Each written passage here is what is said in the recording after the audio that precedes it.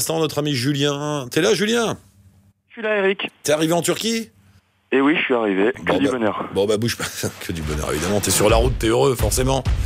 Tout va bien. Et tout de suite, Julien. Greg le magicien sera là aussi depuis la Thaïlande. Voici Willy Moon.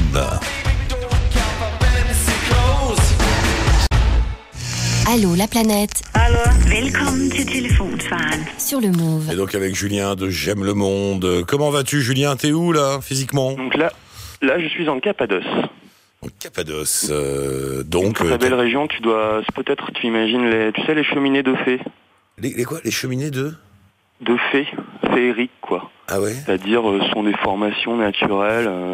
Ça ressemble un petit peu à des phallus d'ailleurs, dans lesquels ils ont fait des maisons troglodytes il y a plusieurs milliers d'années. Ouais, et maintenant c'est devenu une chouette destination touristique. C'est quoi? C'est si on part d'Istanbul, c'est nord-est?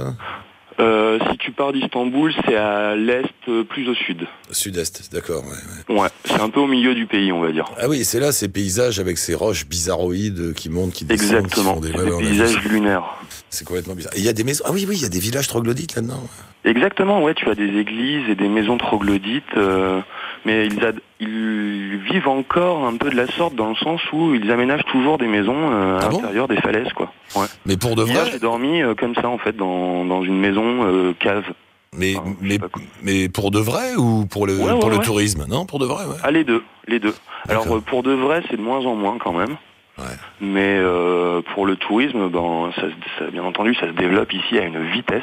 Ces 20 dernières années ont été vraiment au top au niveau tourisme, quoi. C'est-à-dire, ils sont passés de quelques guest house à plusieurs centaines d'hôtels dans les environs, quoi. Carrément. Et ils ouvrent donc des guest house dans les grottes, quoi. Pour exactement. Faire mais en fait, ils préfèrent faire ça pour ne pas construire des énormes bâtiments en béton qui sortent de terre pour casser ce paysage également, pour protéger plus ou moins le paysage et essayer de faire une industrie touristique.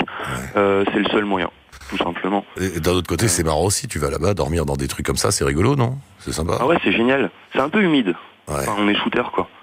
Ah, c'est sous terre, oui, c'est carrément sous terre. Ouais, il y a deux villages qui sont vraiment sympas dans les environs. Pour les gens que ça intéresse, c'est Uçhisar et Ürgüp. Uçhisar. C'est en plein milieu de la Cappadoce, dans ces paysages féeriques. Et moi là, ça fait 4 jours que je suis dans la région. Ouais. De ce que j'ai vu, tout le monde y trouve son bonheur ici. Hein. C'est-à-dire, moi là, j'adore la randonnée. Je me suis fait des heures et des heures de rando dans ces paysages. J'ai croisé des mecs en VTT qui s'amusaient comme des fous. Il y a des groupes qui, eux, sont avec des bus, ils marchent un peu moins, mais c'est tout aussi bien. Et puis donc ouais, enfin c'est assez impressionnant toute la capacité du coin, quoi. Ouais, mais c'est marrant et quand tu dors là-dedans, c'est pas un peu flippant parce que donc t'es sous terre, il y a pas de ouais, mais lumière. C'est vraiment bien aménagé. En fait, tu vois les caves voûtées. Ouais. Et ben ça ressemble à ça. Ouais. C'est une voûte, tu te retrouves à dormir là-dedans, mais c'est vachement bien aménagé, ça a de l'allure et c'est agréable, quoi. Faut pas être claustro quand même. Ouais, un petit peu. Ouais. Il y a des mini snaps, mais c'est le minimum. Ouais.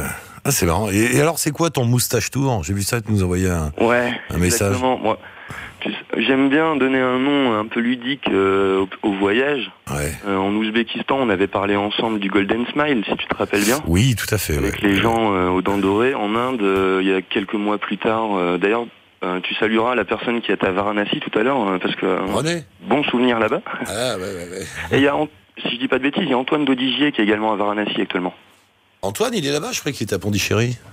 Non, j'ai vu sur Foursquare tout à l'heure, il a checké à La Cigate. Ah, il s'est fait un petit tour à Bénarès, les camarades. Ouais, exactement. Ouais. D'accord. Bon, et alors donc toi, le moustache tour? Ouais, parce que tous les Turcs, ils ont une moustache, donc je voulais vérifier ça par moi-même. Je trouvais que c'était le moyen amusant d'essayer d'introduire ma petite aventure. Et puis c'est vrai, hein, ils ont tous la moustache, c'est pas des conneries. Donc moi, au résultat, je me laisse la mienne en attendant. Et voilà. Sur place. Intégration quand tu nous tiens. Intégration totale. T'es parti pour une balade de combien de temps là en Turquie ?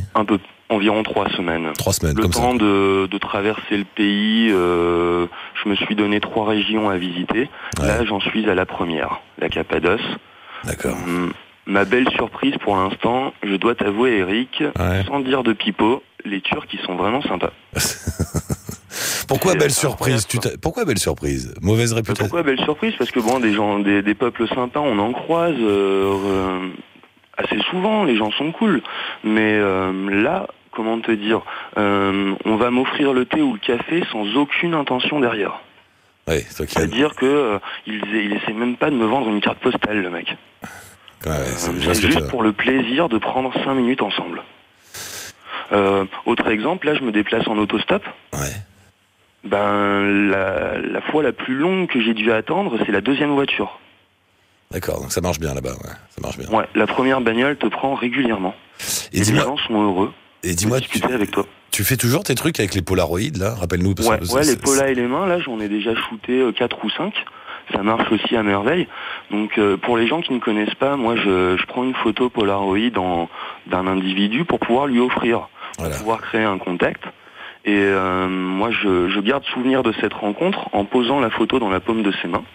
Et puis j'immortalise l'instant en prenant la photo Polaroid à l'intérieur de ses mains. Voilà, donc ma petite série photo. Tu lui laisses le pola au gars, personne qui t'envoie, tu laisses le pola, mais toi tu reprends une photo de lui tenant le pola, quoi, pour garder quelque chose. Voilà, uniquement ses mains pour qu'on imagine nous-mêmes la suite, quoi. Enfin, j'aime bien ce concept. Et puis moi, depuis que je fais ça, ça va faire 1 an et demi, quelque chose comme ça. Je l'ai fait au Sri Lanka, en Inde et en Ouzbékistan.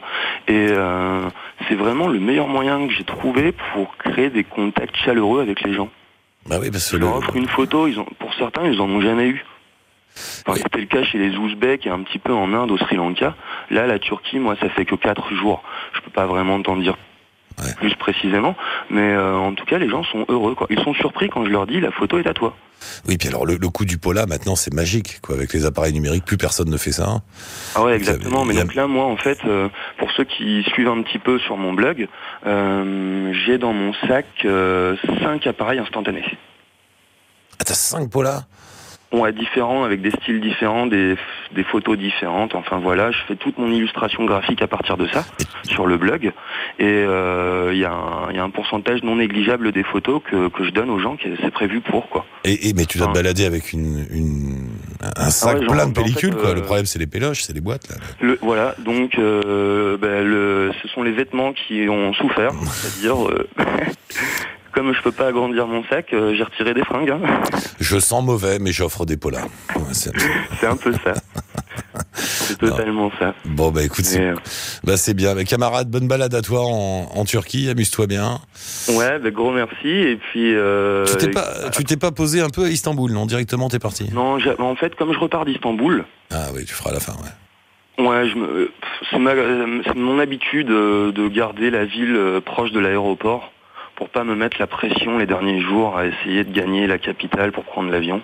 Ouais. Donc je garde ça toujours. Donc moi, Istanbul, j'ai prévu d'y passer 1 semaine à la fin. Ah, c'est bien, t'as raison. Là, moi, la semaine prochaine, je serai au Mont Nemrut. C'est-à-dire, c'est un temple sur lequel il y a des vestiges de monuments. Style des trucs grecs, des trucs perses, des choses comme ça. Ça a l'air pas mal. Et puis la dernière semaine, je vais tourner autour d'Istanbul. Bon. Et donc ça, c'est le trajet du Moustache Trip. Bon, tu nous rappelles depuis ton mont, là, à la prochaine étape. Très bien, donc d'ici une petite semaine. Ça marche, merci camarade. On met un lien avec J'aime le monde. Allez donc suivre les déambulations de Julien et puis regarder les photos, cette histoire de pola dont on parlait tout à l'heure. Merci beaucoup, bonne route. C'est moi, merci, bisous. Salut, à la prochaine.